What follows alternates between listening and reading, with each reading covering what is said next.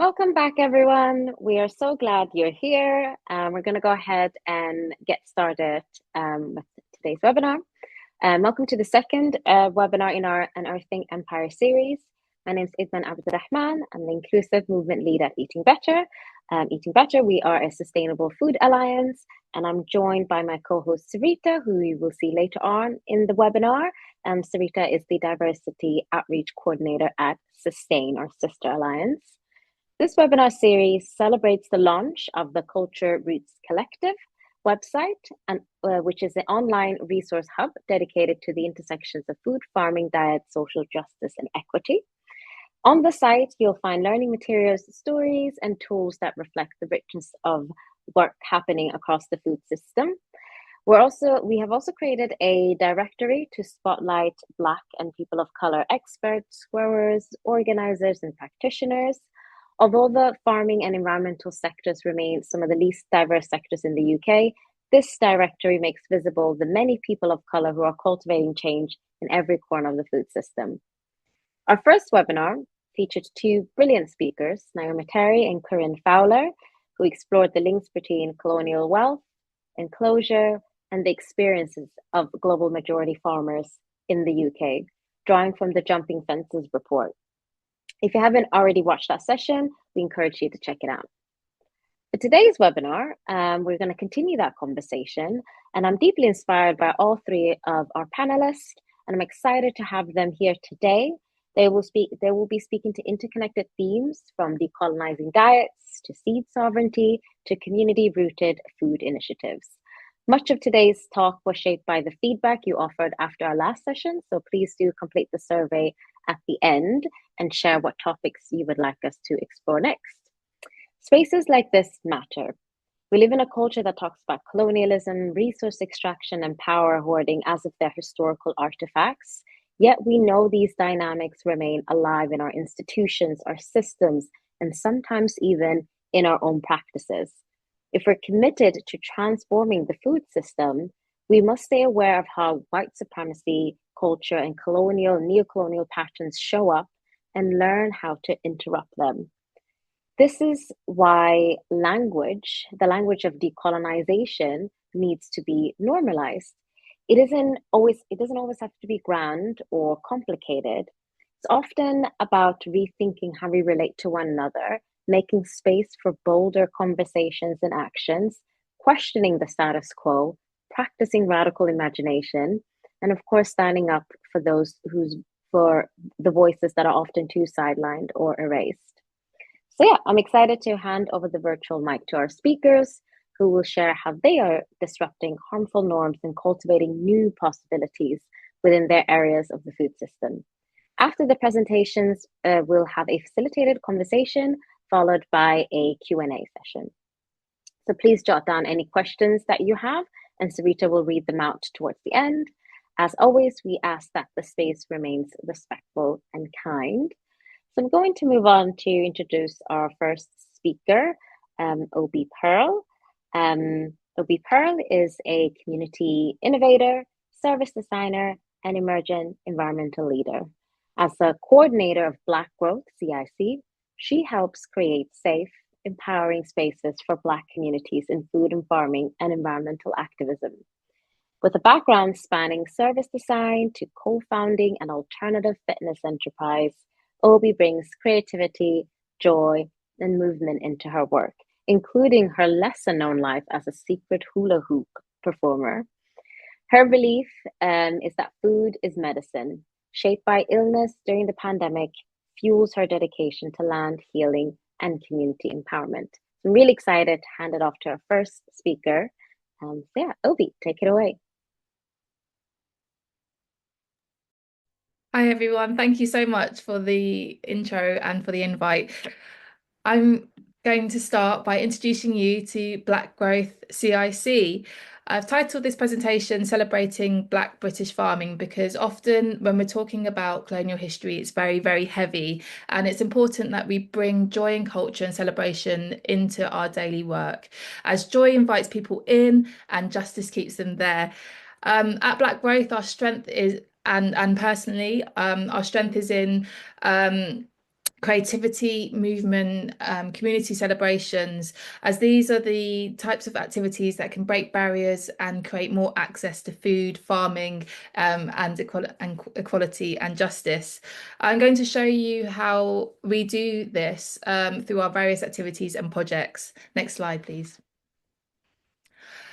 We are a grassroots Black British led organisation creating safe spaces for the social and economic empowerment for the Black community in environmentalism and agriculture.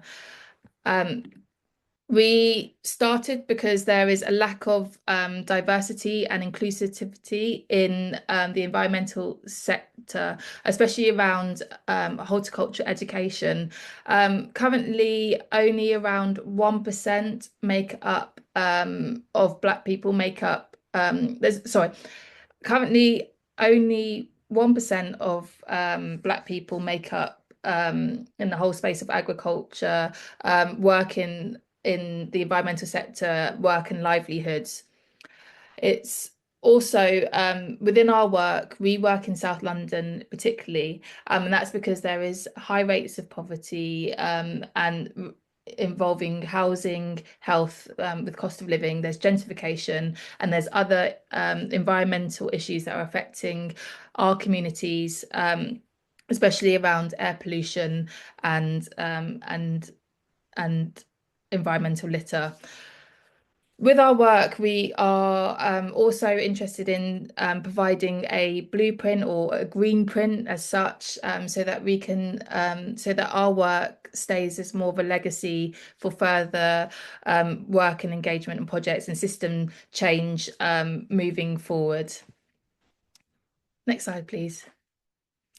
We are a very diverse Black female neurodiverse team, but we're also, this is just not us.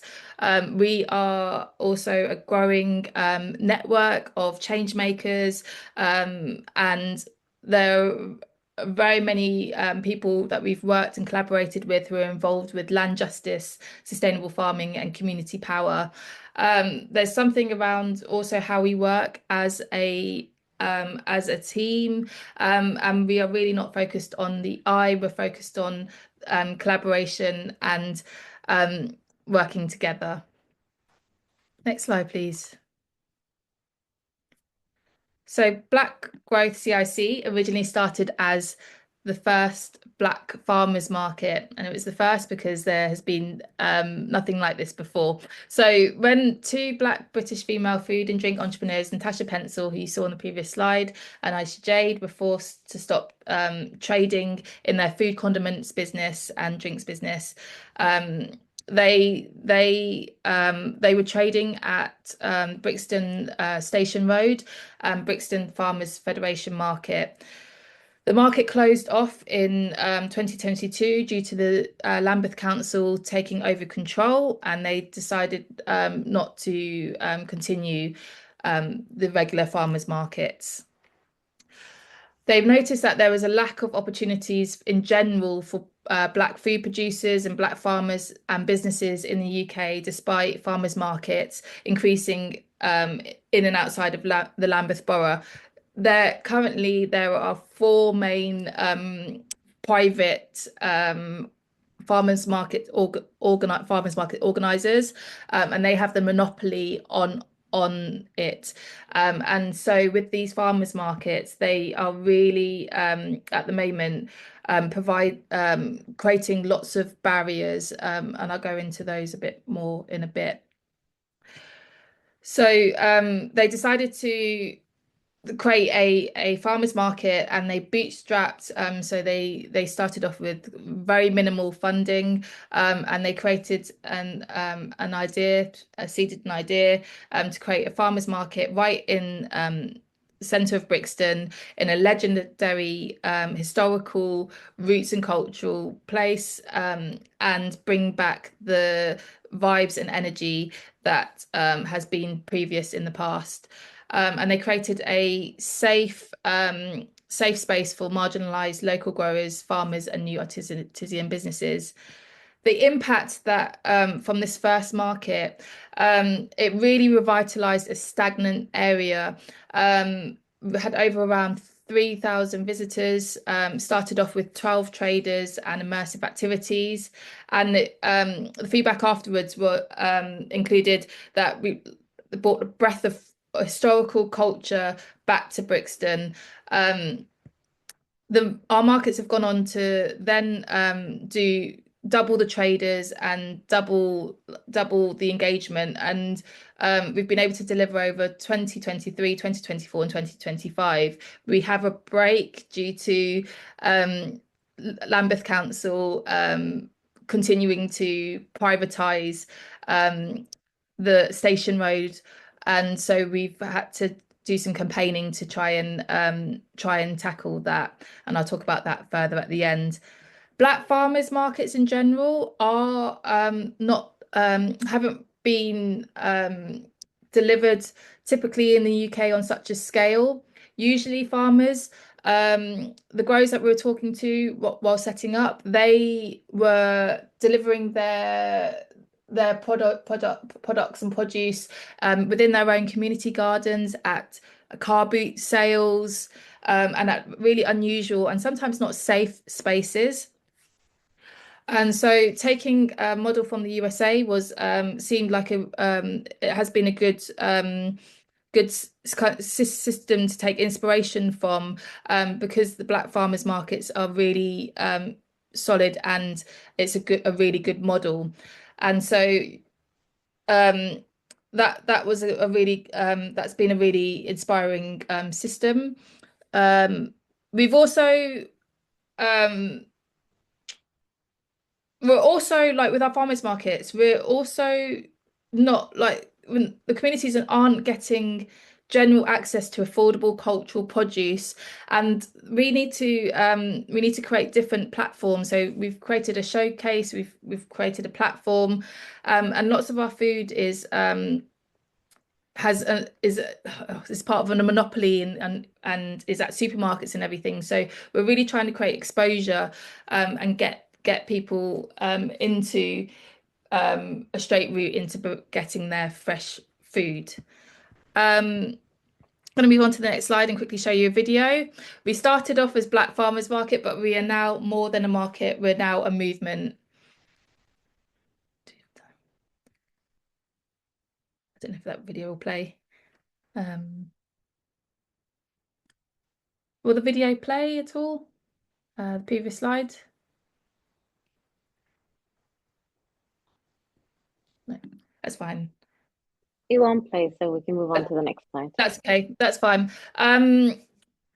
So in 2023, we secured 1.2 acres of land in Croydon, and that was in partnership with Roots Allotments, who are an allotment scheme.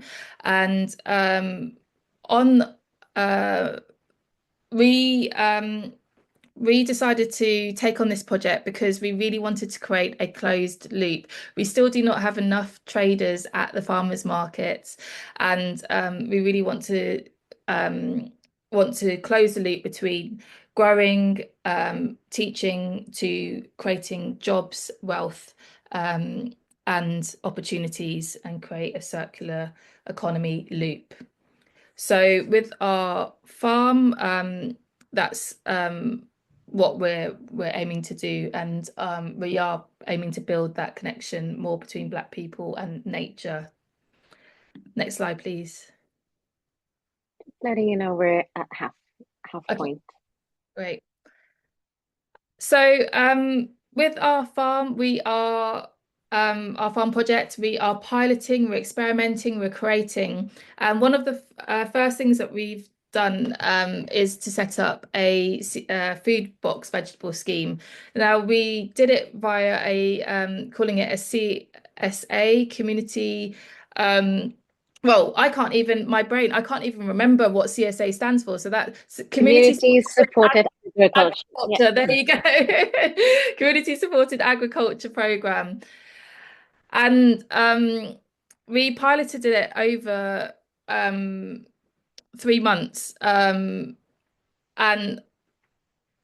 we had to stop it, unfortunately, because it it had so many problems, and the money that we'd invested into it was just going down and down the drain. But that is the joy of being able to pilot and experiment, and we hope that we can hopefully take the learnings from this and continue an affordable vegetable box scheme moving forwards. We did have around 5 members who really engaged with it, and we received 100% feedback.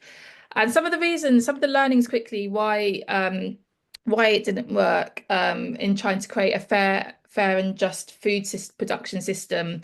We need true investment. We started this off with a very, very small grant, the market garden off with a very, very small grant. And starting off a food box scheme involves a lot of investment that you need in terms of marketing, running logistics. We also do not want to replicate the existing colonial systems that extract from us. So we pay our staff above and beyond fair wages.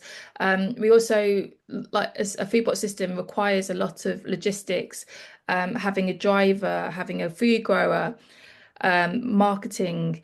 So, and then bringing it back around, there's still the language around it and the awareness around it and the access into farmers markets. It still seemed as a kind of a very expensive, oh sorry, but very expensive way to do your general food shopping. So there's still a lot of awareness building that needs to happen around this. Next slide, please. We have been able to, over the past year or so, we've been able to create jobs for and opportunities for people who might not have ever had that opportunity and experience before. So on the left there, we've got lead grower Michaela, who has never set up a market garden before, and has taken on the challenge. We've provided nourishing free cultural food through our community days. We've had youth engagement, and done lots of creative activities, and through that taught lots of historical important history, to inspire and to keep our young people rooted in having more connection to food and roots and culture.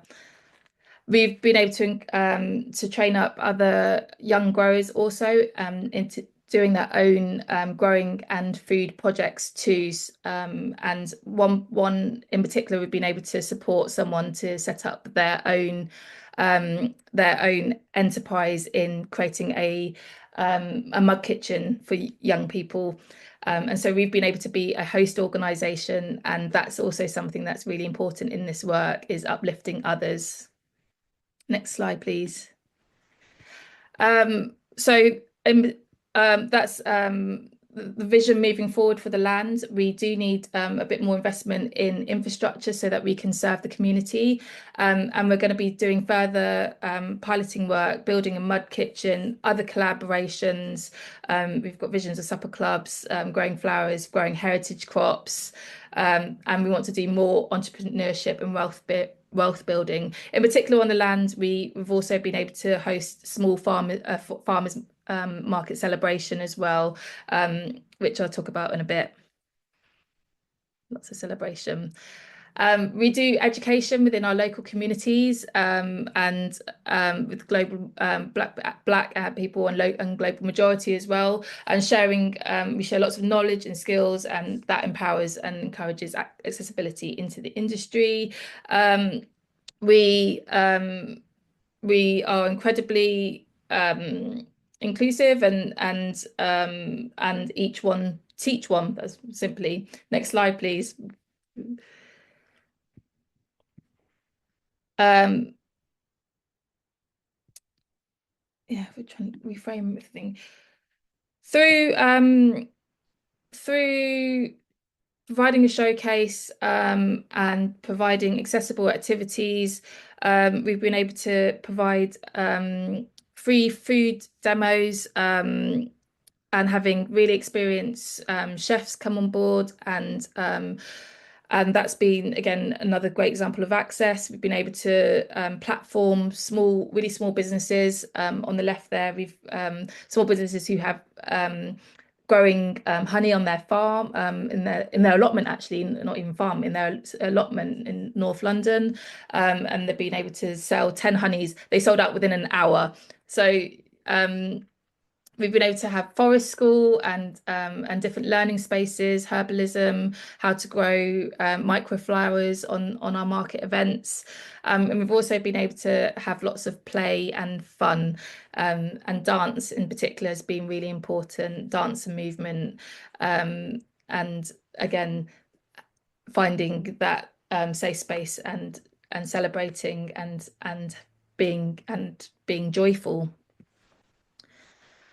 We've also, with our markets, we've also been able to provide finance, been able to provide micro grants to food growers, and we've been able to give consultancy and help, like how to set up your market stall, selling techniques, etc.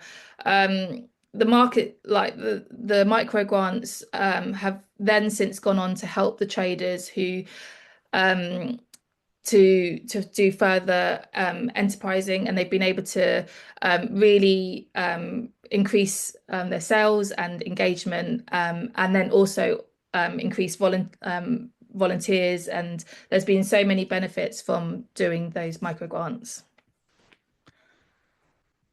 Another avenue that we've gone into is we want to create more safe spaces, not only on our land project, but and on within a market setting, street setting, but also in other natural spaces where Black people are often not seen in, due to again, barriers that are set up by systems within parks and general systems. So we were able to form a relationship with a local park in Brixton in Myersfield, and host a Windrush celebration wellness event in 2024, and we've gone on to do another one since. And this again, being rooted in our roots and culture, being within a green space, providing lots of community engagement activities, is really important for challenging the system. Also, last year we collaborated with an air pollution campaigner, and yeah, collaboration and working within the ecosystem is another example of how to challenge the status quo. Being able to also provide some talks on men's health, females' health, how to get involved with community gardening.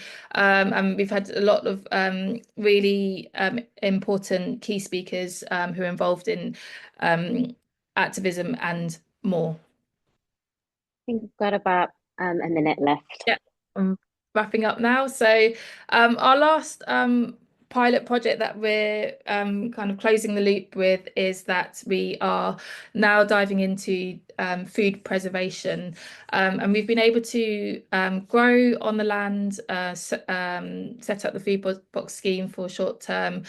And this year with harvest, we've been able to ferment and preserve some of our produce, and we've turned them into products. We've been able to start this within a small kitchen, and then we've been able to take it further into collaborating with a bigger kitchen, and a bigger community garden in Brixton at Brockwell Community Greenhouses.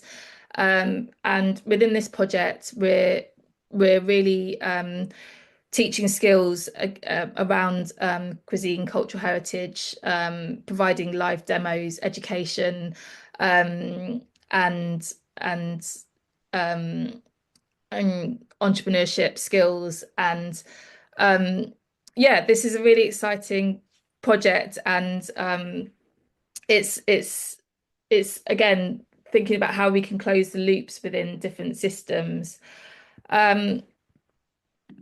Lastly, Oh yeah, our land justice work. We are, yeah, we've got a really strong network, lots of opportunities within each other, strong ecosystem. Um, our last work, we are working in partnership with air pollution activists. We are going to be starting to explore creating an archive of our work so that we can then provide more of a legacy building um, and inspire others to do something like this in the future. Some of our work also is involved within stopping gentrification happening. So we're running a campaign around saving Station Road and keeping it as a community-owned market. Um, we're supporting current environmental disasters that are happening and um, and and other campaigns such as um, fair wages for food growers, for example. So there's lots of we're not just kind of imagining a future. We're planting it. We're inviting everyone in to grow with us. And so last slide, please. Thank you very much for listening, supporting our movement. And yeah, please get in contact. And these are our contact details. Thank you so much, Ovi. Yeah, it's been really inspirational seeing how your organization has grown so much over the last couple of years, moving from piloting the first ever UK Black farmers market at that scale, to now having land to grow your own food and sell products from the that you made with your own produce. So that's incredible. Thank you so much for that offering. We'll dive deeper into kind of talking about Black growth later during the webinar. I'm going to move us along to introduce our second speaker, Randa Toko. Randa Toko is an artist and creative researcher whose practice sits at the confluence of agroecology, social and visual arts, and alternative pedagogy. In her creative and organizational work, she engages with land stewardship, biocultural relations, and food sovereignty as interconnected practices for cultivating resilient and delicious futures. Randa is currently the Southern coordinator for the Seed Sovereignty Program at the Gaia Foundation. So over to you, Randa.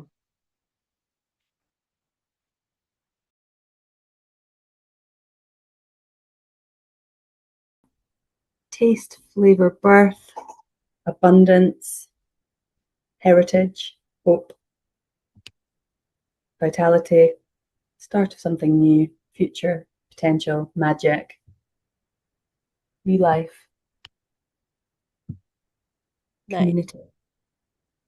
Beautiful. So yeah, that really is yeah, you've read out a lot of the ones I had also written down. I think like in essence, seeds are genetic information, right? They are an embryo that will yeah, grow out into our food crop.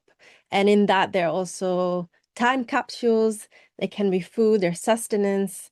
As you said, was there hope? Planting a seed is always like a hopeful practice, a futurist practice.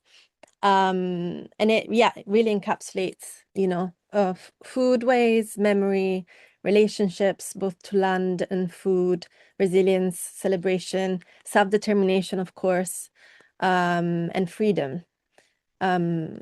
So yeah, where did our story with it's too many. Okay, where did our story with seed start? Really, this has been something that's been going on for like 10,000 and more years. Our ancestors in what is now Palestine, Syria, and Lebanon, through a process of observation and continuous collecting over time of wild grasses, basically started breeding these wild grasses into the many food crops that we have today, such as wheat, rye, barley, lentils, and you know, across the world there was rice. On the other side of the world there was corn. through time, sense, and collaboration, needs and patience, we have this is how we have so many of our food crops, not just plants, but also like animal breeds. But in the last 150 years, this has really changed. Fast forward to the 19th century, these histories, sorry, maybe I'll go a bit down. These histories were centered by the rise of the natural sciences, which instead put forth knowledge in support of industrial extraction and exploitation of resources. And so, yeah, these narratives produced values of progress and modernity, and the fruits of agriculture elevated as a marker of modernity.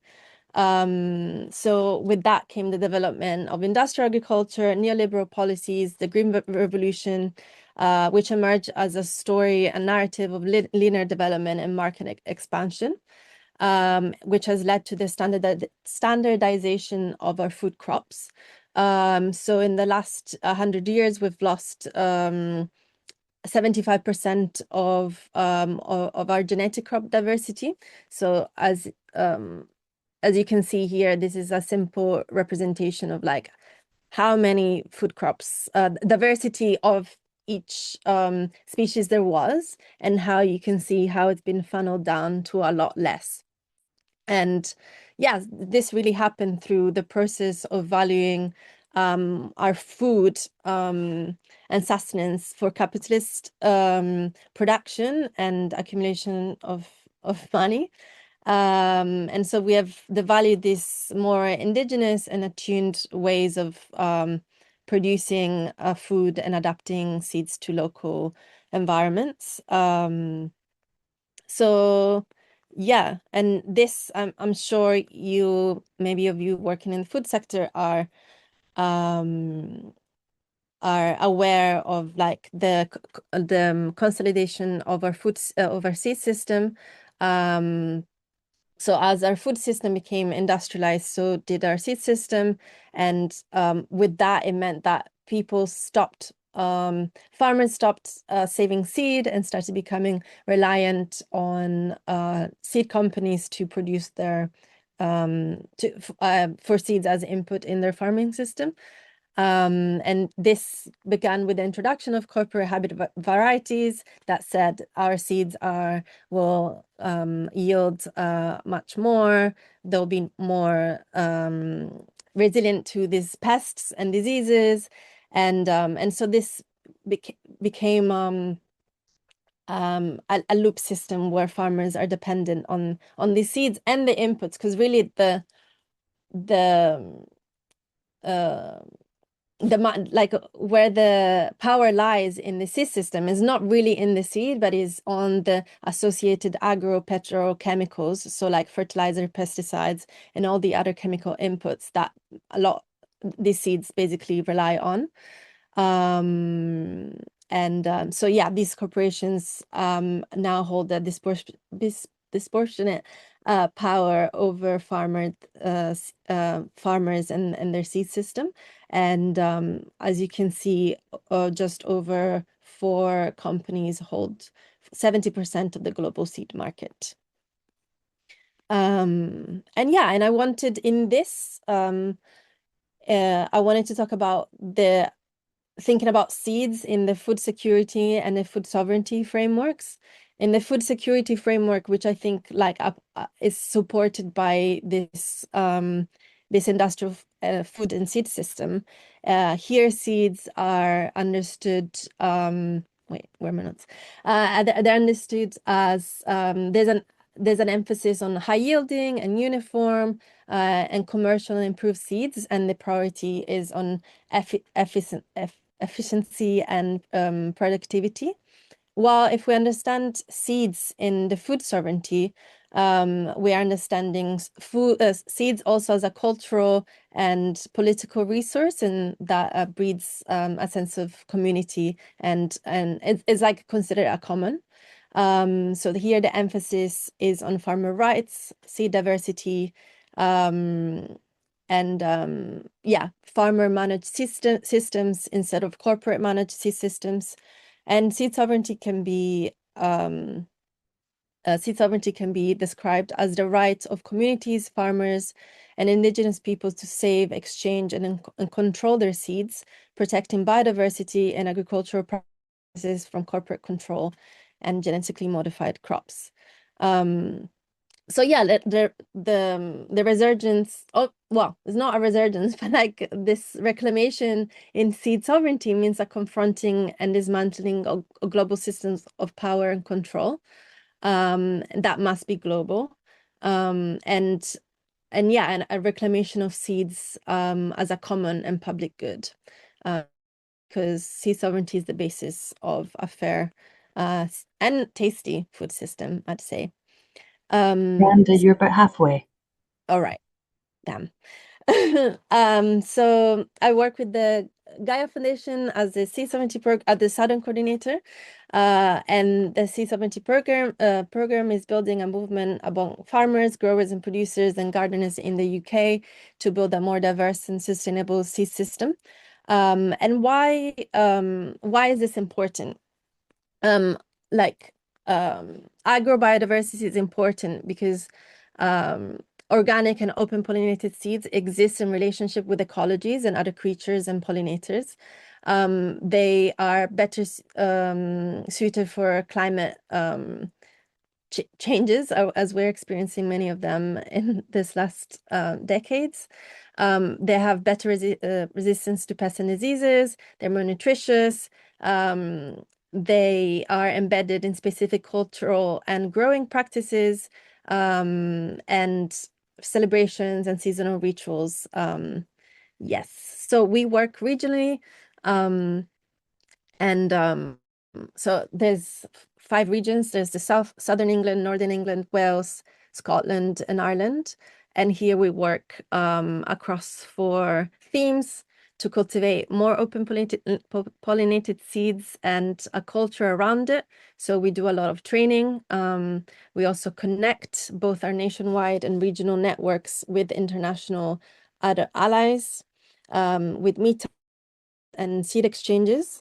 We also work to catalyze the movement on social and political issues that affect seed through advocacy on legal issues, but also ensuring routes to market for people wanting to set up seed companies or hubs or cooperatives. And a big thing is also celebrating, which is about inspiring the movement and with the stories behind our seeds and amplifying local seed heroes. In October, we held our first seed gathering, first in-person seed gathering, which was a festival and conference, which was well loved. But yeah, I wanted to kind of zoom out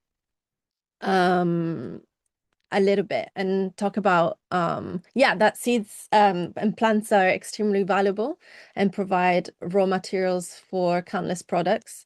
But during periods of imperial expansion, with the rise of ethnobotany and economic botany, marked a time of bioprospecting and a search for commercially valuable phytocompounds, so like plant compounds, and genes, and this I have the picture here of Robert Fortune, who was a Scottish botanist who dressed up as a Chinese man crossing the Himalayas to get to China and steal tea seeds and bring them back. And that was the beginning of British hold on tea plantations. So yeah, seeds have been a contested field for hundreds of years, and they've been stolen and smuggled in a pursuit of profit. But jumping ahead, I wanted to talk about seed keeping, which I'd argue in contrast to the bioprospecting and biopiracy, seed keeping is about the ongoing practice of conserving and growing and sharing seeds to protect biodiversity and sustain cultural knowledge. Um, and yeah, because seeds are carriers of biological and cultural information and trigger like a network of relationships that connect different parts of the food system. And they contain a metaphor of life, and they have co-evolved with humans. And so I think it's really important to keep seeds in their lineage. And I just wanted to talk about, in contrast to the seeds that have been controlled and exploited, seeds also offer strategies for evading and for resisting oppressive systems. So yeah, in contrast to this story and the many other stories of other men, like Robert Fortune, most written records in the last 500, I mean, even longer, especially in the colonial times, were created by slavers and missionaries and traders and colonialist accountants. But in seeds,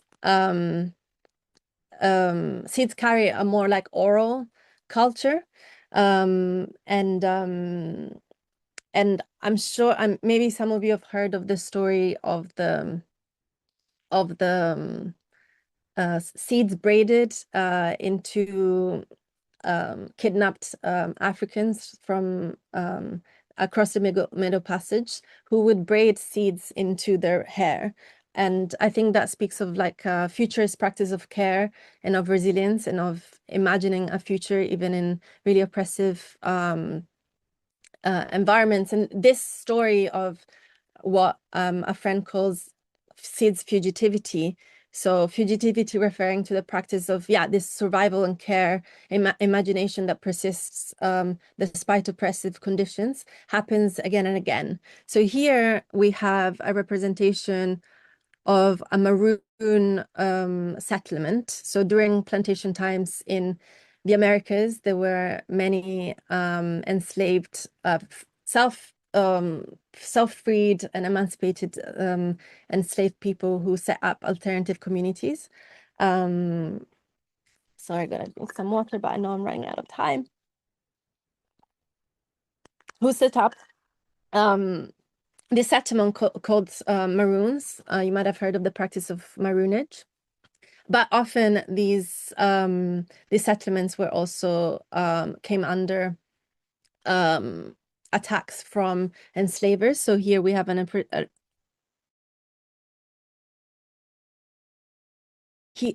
across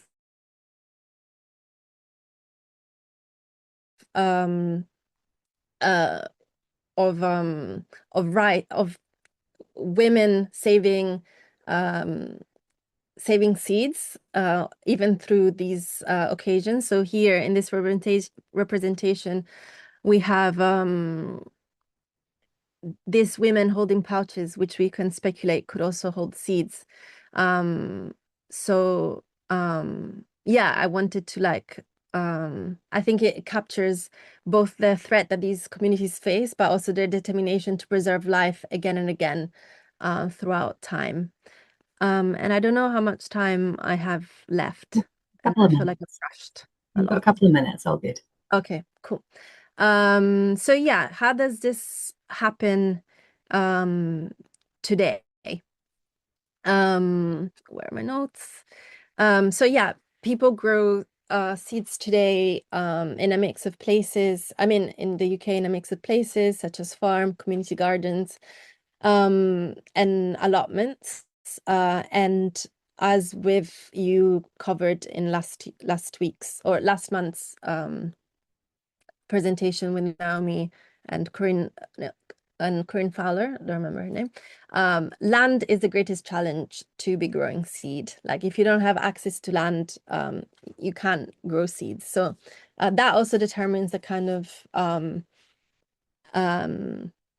yeah, like the kind of seeds that are found in different seed companies. But I think a really inspiring thing here is the fact that a lot of migrant communities and diasporic communities in cities and urban contexts in allotments grow many of their culturally relevant foods and save seed throughout and adapt magically a lot of their food crops from their heritage to local conditions.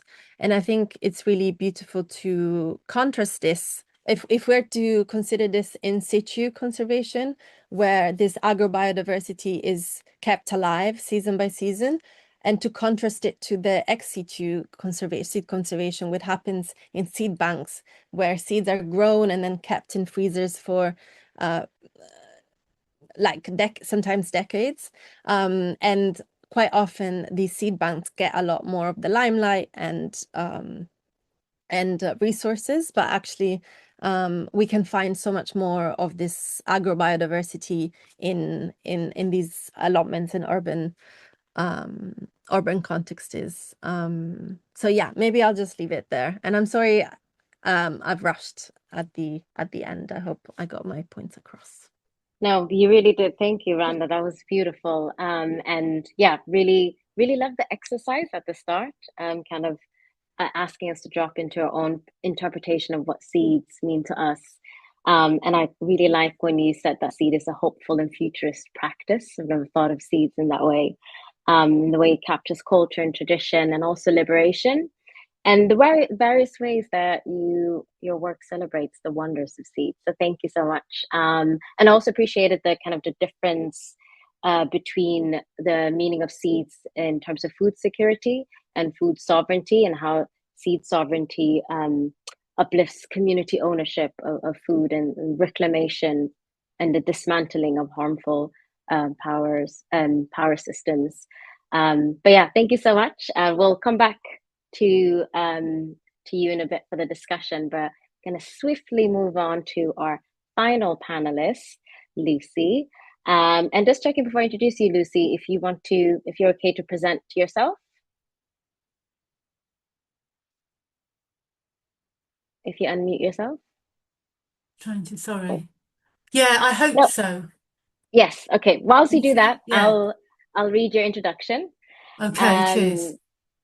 Lucy Aframore is a freelance radical dietitian and a performance poet who is white, thin, and queer.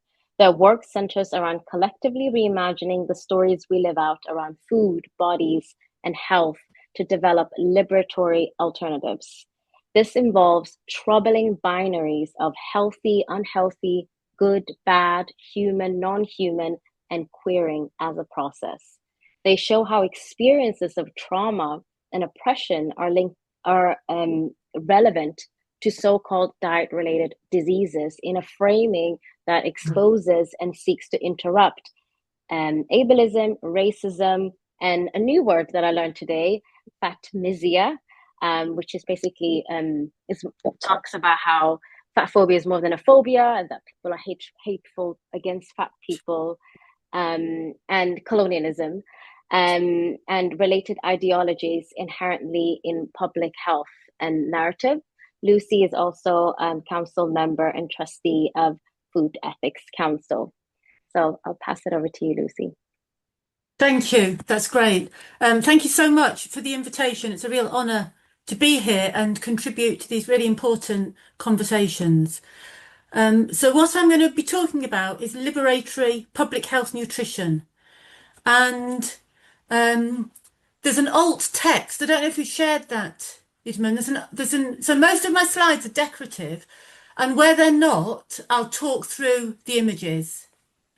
And I've got short dark hair, dark frame glasses, a red jumper, and a black sort of down gilet on.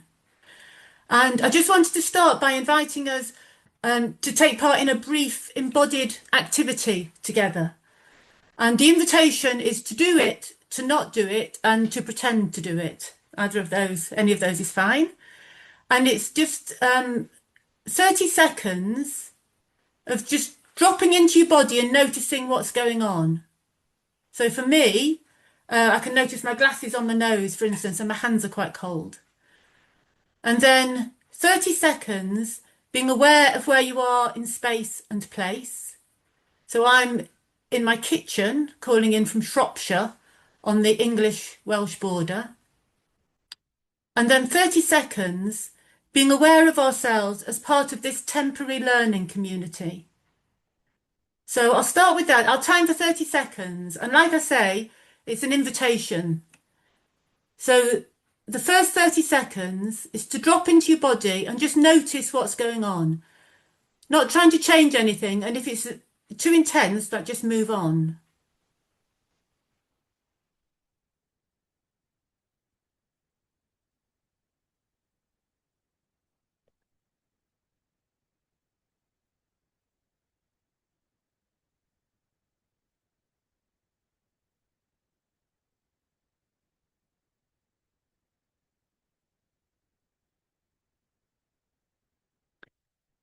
And now 30 seconds, being aware of where you are in space and place.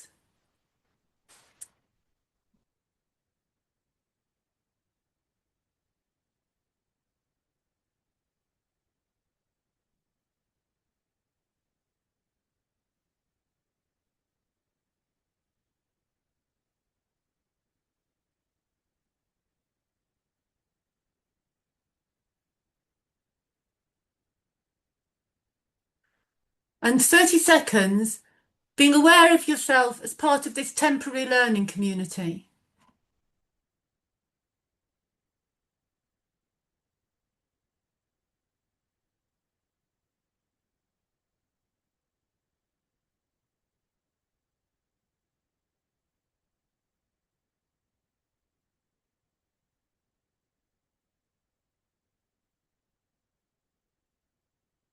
Thank you, everyone. And I'll just start with a couple of sentences, just gathering us into the space. Respect for your stories.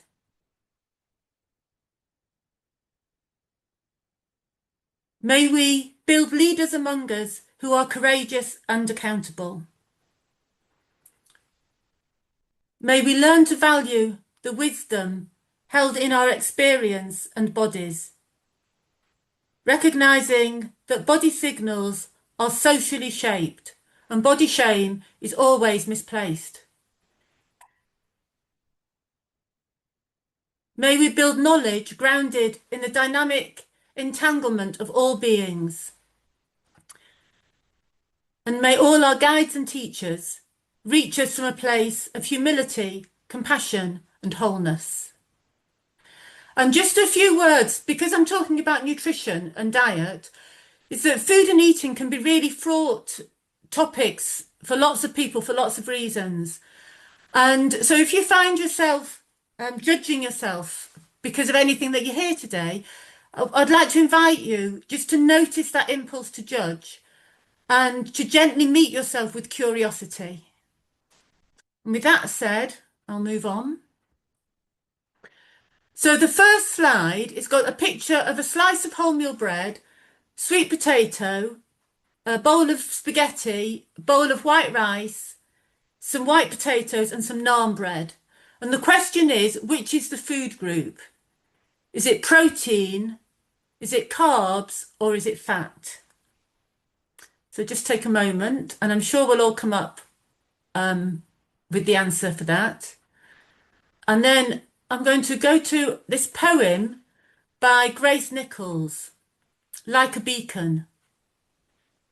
In London, every now and then, I get this craving for my mother's food. I leave art galleries in search of plantains, saltfish, sweet potatoes. I need this link. I need this touch of home, swinging my bag like a beacon against the cold. And you'll all know, I'm sure, that the food group in the first slide was carbs. And that in this poem, the carbs are plantains and sweet potatoes. And we'd also know that giving Grace Nichols a piece of wholemeal bread or a bowl of spaghetti when what she wants is plantains and sweet potatoes is an absolute no-brainer. That there's more to food than the nutrients in it. So in this talk, I want to rethink food and flourishing. And one of the things that often comes up is this idea that people should have culturally appropriate foods. And that is an absolute no-brainer. And I also want to show that I think that's a very, very low bar, and that if we stop there, we can actually end up stabilising the system that we want to change. So I'm going to look at why I think that liberatory nutrition narratives are relational, and I've put nutrition in commas, because that in itself comes from a particular knowledge system. That this means rejecting and replacing binary thinking, refusing to centre whiteness and privilege, and to open spaces for personal and collective learning and healing, which is exactly what Sustain are doing here today. So I've put up a picture of the Eat Well plate, which is an educational resource that puts food into food groups along the lines of carbs, fat, protein, etc. And it's presented to us as if it's based on neutral science that is universally appropriate for the general adult population. And already we would know that there's a lot of that basically it's Anglo foods in there. So we can see that the claim to be neutral and objective is already faulty. And I want us to think for a minute as well. So some of the nutrition messages are things like eat plenty of fibre, eat plenty of fruit and veg, eat a variety of foods. But when we hear these, how does it feel if you eat white rice at home? Given the way that lifestyle messages are given, how does it feel if a family member has heart disease? How does it feel to hear these as a food insecure 10-year-old child if your food is shelf-stable food from the food bank? Given the emphasis on the pursuit of thinness, how does it feel as a fat and thin teenager? And what I hope that this illustrates is that the messages that we give are not benign. So the fact that we don't intend them to have adverse impact doesn't mean that they don't in fact have an adverse impact. And this is partly, we can explain it through diet logic. So diet logic separates foods into healthy and unhealthy foods. And under this sort of logic, this binary thinking, it's really very quickly that morality creeps in as well. So the idea that healthy food is good, and that it's the good person who's eating these healthy foods, and fitness, thinness, and to be non-disabled comes into this column as well. And there's no connection or context in that. And the body is seen as a machine in that. So there's no context, there's no racism, there's no war. And this binary hierarchy underpins diet logic or diet mentality. So it's a way of thinking that splits the body from the mind. The body becomes this sort of free-floating calorie burning machine. It denies needs, feelings, context, spirituality, taste, interconnection, disability, history, reciprocity. And it turns food into a commodity. So this way of organising food messages and so-called healthy eating through the Eat Well plate, for instance, is completely in contradiction to food sovereignty because it turns food into a commodity. Lucy, you're about halfway through. Okay, thanks. So binary thinking is a worldview and a value system. And one of the first, we can think of the first cut is to separate humans from the rest of nature.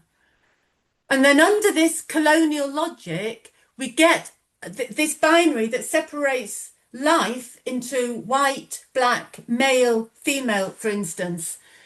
And that this logic is played out in nutrition messages.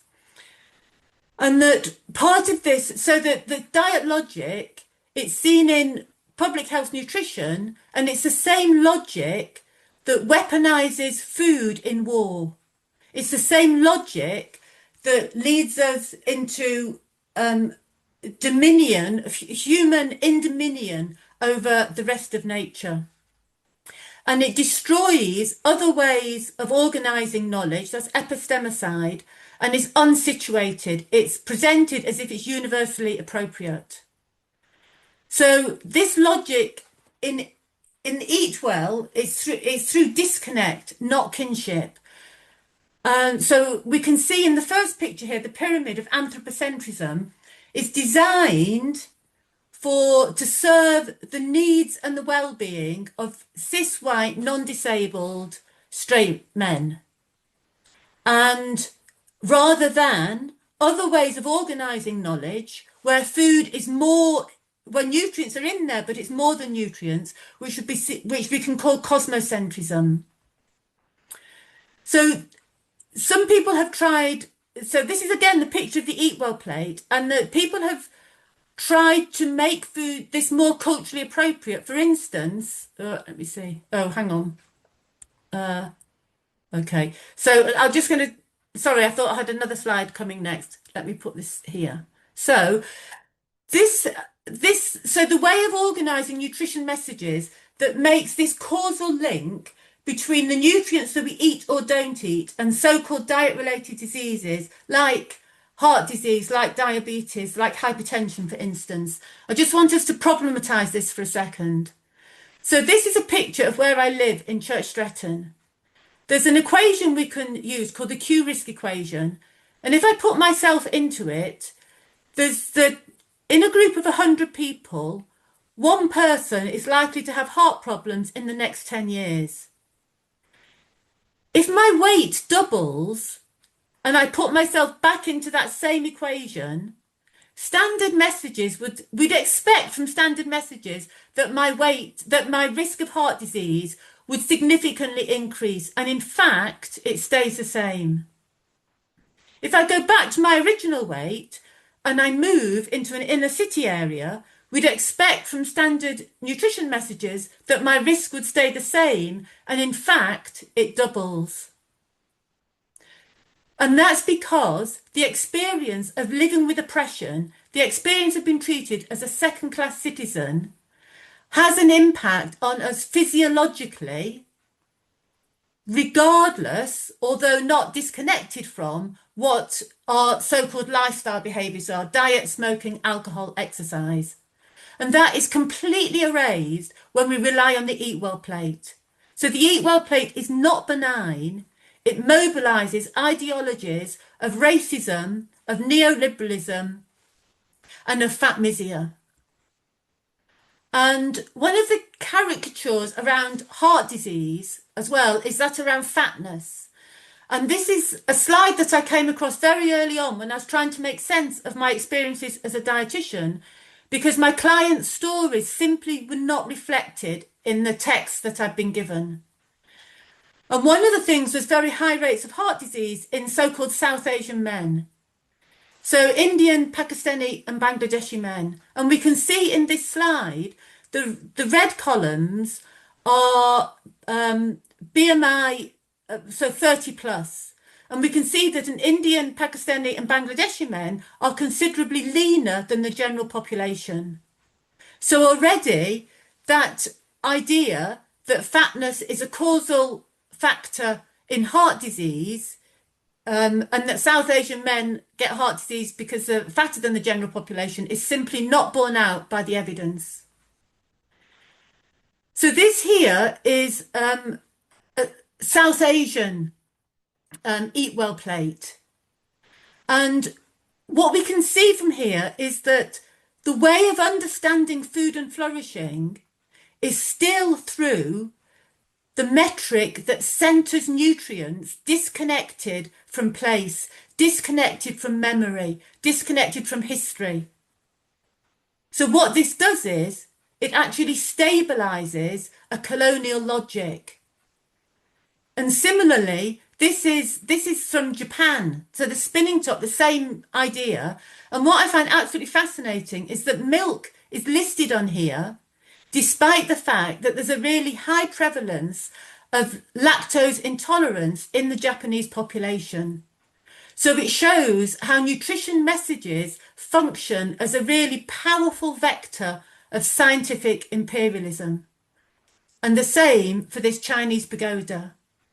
But again, by sorting food into colonial food groups, we erase all other ways of understanding food and flourishing through foodways, through different types of kinship, for example.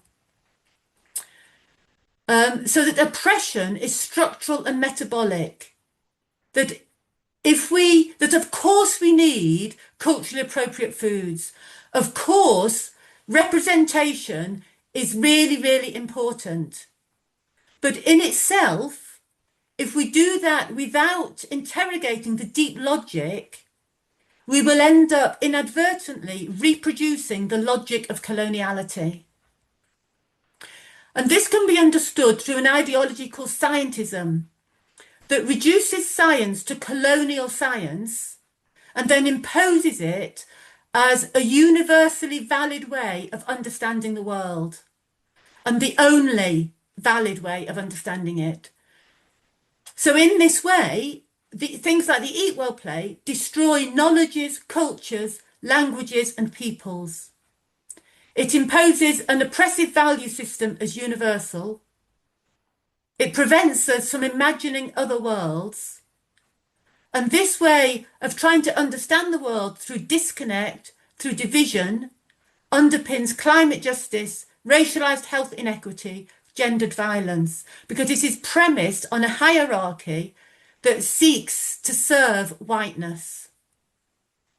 So this is a quote from the latest Eat Lancet. And we can see here it's saying that it talks about promoting health and environmental sustainability could risk undermining justice if limitations restrict marginalised or indigenous communities' access to land. And I just want us to think for a moment that this whole construct of health, like this individualistic way of understanding health, that again is drawing a distinction between the health here of whiteness and the well-being of the indigenous people who are being barred from their own lands. But for me, that is a completely incompatible thing. But it's passed without remark in all the commentary that I've seen on Eat Lancet. So again, this is a vector of white supremacy. You've got about a minute left, Lucy, thanks. Thank you.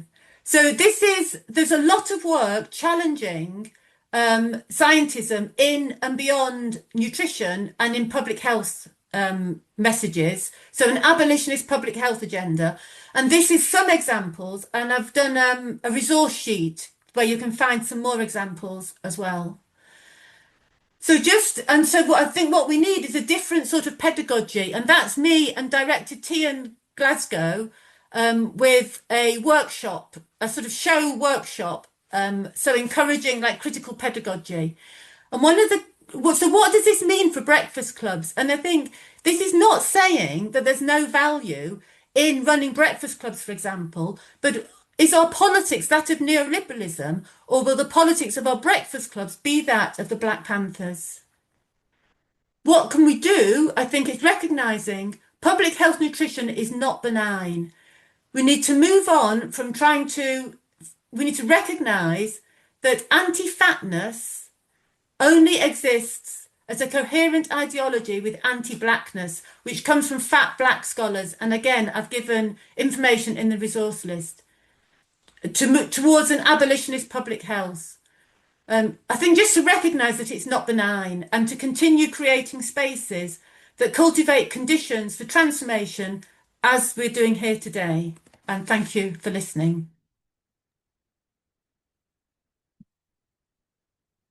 Thank you. Thank you so much, Lucy. Yeah, that was brilliant. And again, thank you for offering us a practice at the start, and inviting us to root down in our bodies and bring awareness into the space.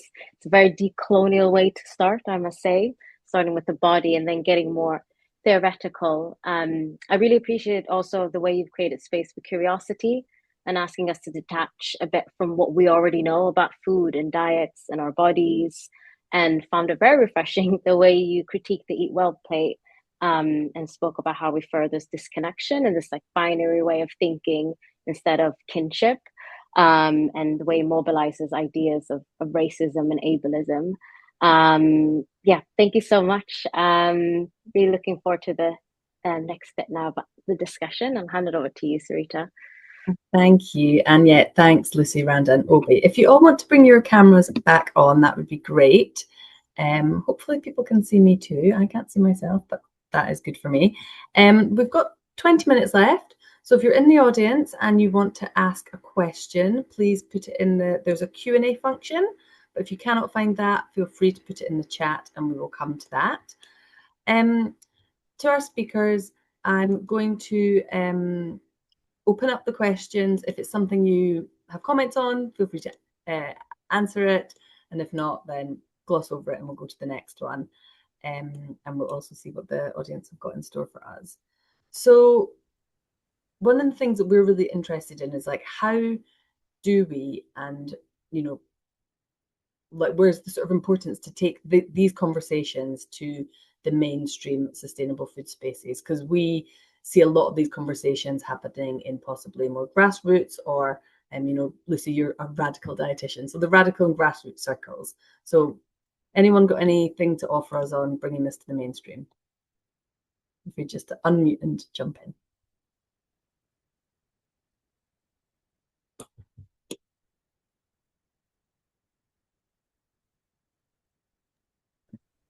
Lucy. I could say a bit, Sarita. So thanks for the question. I think the thing with like the way that I'm entering the food conversation is that there's a way, I think of it as kitchen table pedagogy. So it's that moment when somebody says, "Oh, I know I shouldn't," when they're reaching for whatever, and just to interrupt it at that level, because I think that it's through, okay, there's the mainstream, but we're always building relationships and conversations. And it's like that sort of mycelial approach as well. So just to interrupt it with something like, "Oh, why is that?" And like, as a dietitian, if somebody's reaching for a biscuit and says, "Oh, no, I shouldn't," and I say, "Why is that?" they look at me like I've grown 3 heads, you know, because what it does is like you're surfacing the deep logic. So I think there's a way, yes, the mainstream, but through everyday conversations, because food is so often a part of that and just carries, like you said, it carries ableism, it carries all that judgment. So that, yeah, just that sort of mycelial approach to it. Thank you. And we've had a really great comment from Dr. Rosamund Najmuddin in the Q&A saying, why do we have to use words like radical when what you describe is normal and that words have power? And I think absolutely this is so true. And again, that can kind of come back to that colonial mindset of what language we do and don't use for certain things. Do either of the other speakers want to add to that point, Obi? Yeah, it can, language can be incredibly alienating, and bringing language back to, instead of using kind of academic language, we can definitely be using words such as health and well-being, culture, community, rather than, for example, saying, so and I often within our within the project work that we do, often the theory is very academic, and so bringing it back into the everyday, bringing it back into a language that is relatable, activities that are relatable and representative. That's that's one of the ways to kind of go against the mainstream. Thank you. Yeah, I really liked your kitchen table pedagogy, Lucy, and I think with the work with seeds, I don't want to say there's a little bit of an advantage, but like working with seeds and presenting people with seeds, there's like inevitably you're gonna get people like asking questions, what is that? And I think like it's really about like how I feel like the question for me is like, how can we generate an appetite for food change that really generates from the gut? And I think it's like, having these conversations in community, with food that speaks to all of these issues, and like really, yeah, it's like how can the meal be a pedagogical tool to talk about all of these things? Like food is so inherently political, like yeah, in all the ways, societal, economic. So yeah, through that.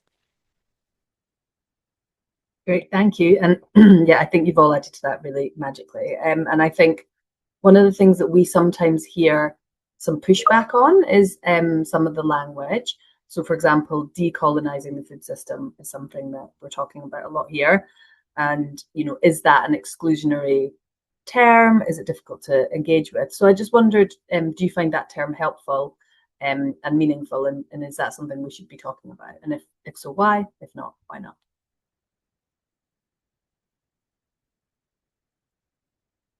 So yeah, decolonizing the food system. How do you feel about that as a term?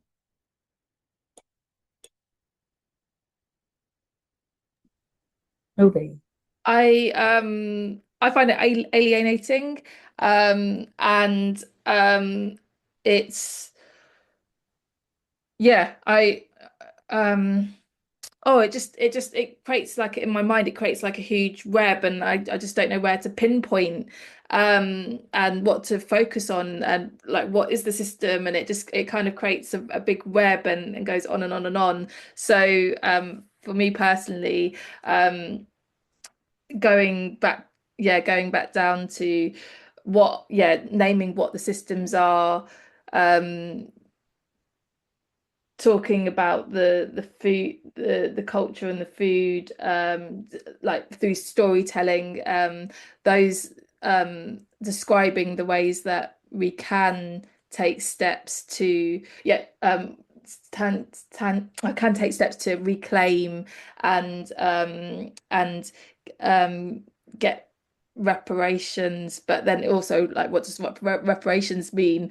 So it goes down, but yeah, bringing it really back down to the everyday language if we can. Yeah. Randall, Lucy, do either of you want to add to that? Yeah, I think I feel very similar to you, Obi. Like I think I really align in theory with but again, it's like in theory I align with like decolonizing politics and practice, but I think through doing it is so much easier, like you say, storytelling. Like how can we focus, like how can we in our storytelling, can we focus away from the oppressive systems and actually give light to like these practices that have been forgotten, and these ways of eating and community, and like yeah, I think it's like giving more focus to reweaving a fabric rather than trying to dismantle the other fabric. Makes more sense to me in practice. But I think, yeah, I think through that, then you can talk about the larger theory that comes, that we're all contending with. Yeah. Yeah, Lucy? Yeah, I think it's a great question to bring attention to language.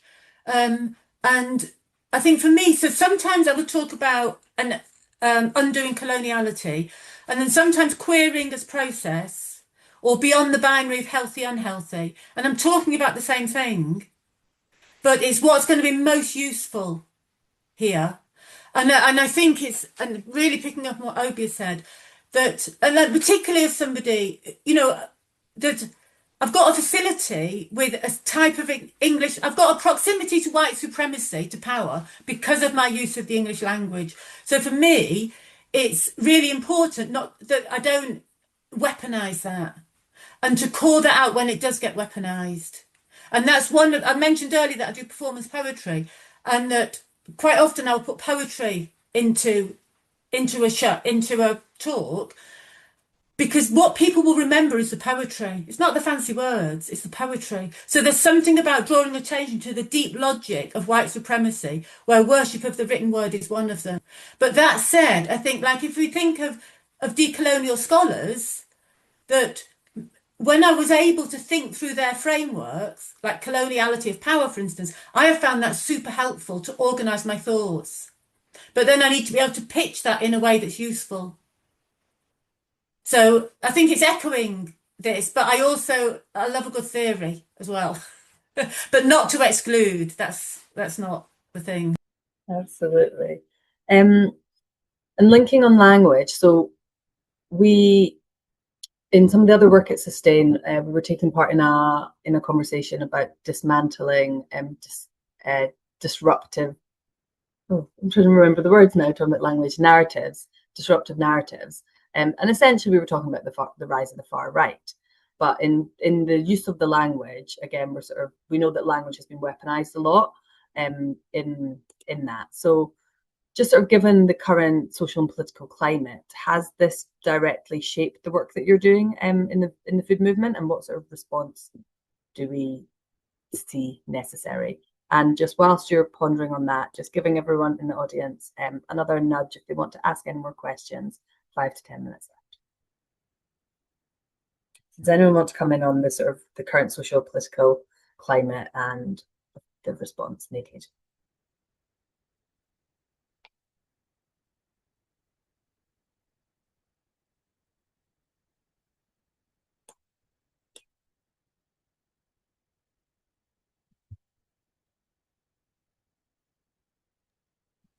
So for me, it'd be very much what we've seen in Randy and Obi's talks.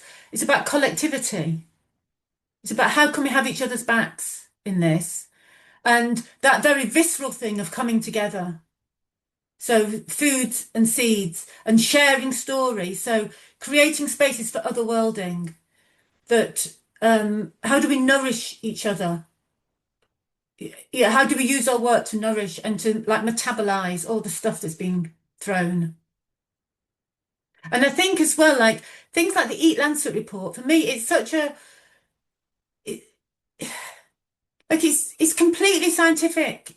You know, it's a way that there's no way in it that can hold ways of being in the world that are not colonial. And that for me, that is a lost opportunity for this powerful actors in the food justice movement. And I think it'd be a really great way of speaking out and helping us. And this comes back to the previous one, helping us to collectively develop a vocabulary that will help us think these things through.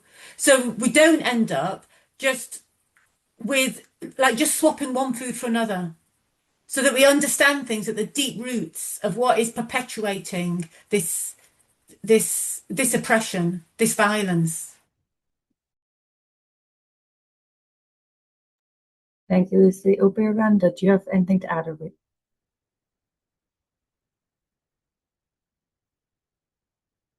Or if not, Edmund's going to take over and ask some additional questions, but feel free to comment. So, do you have Yes, thank you. As you all Obi? were, Oh no, yeah, yeah, no, I was just going to say, yeah, I just yeah, as the big systems are slowing down and still carrying on the same practice of being excluding and extractive and etc., we have to really remember that transformation really doesn't start at the top, and it starts with us. It starts in the back of the garden. It starts at a market. It starts on the street. It starts in the community centre. It starts in the playground, and that's where really want to kind of every day kind of need to have a reminder that really that we need to be kind of creating these alternatives, and that's where real change is going to happen. thank you, Obi. I'm really mindful of time. I actually had a couple of questions that sprouted as you guys were speaking, and I fear that they might be too big for you to answer in 5 minutes. So yeah, I'm gonna maybe ask you all to, yeah, if you have any questions that you have, any reflections that have come up for you whilst hearing the other panelists speak, or any questions for each other, before we start to wrap up.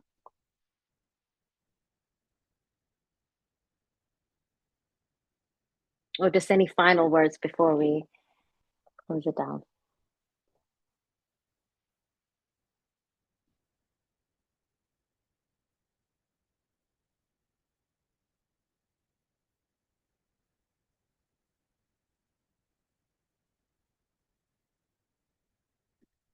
No? Okay. We can go ahead and wrap it up. Thank you all so much for taking the time today to really share the wonderful work that you're doing and the different ways you are disrupting and kind of shaking up the food system.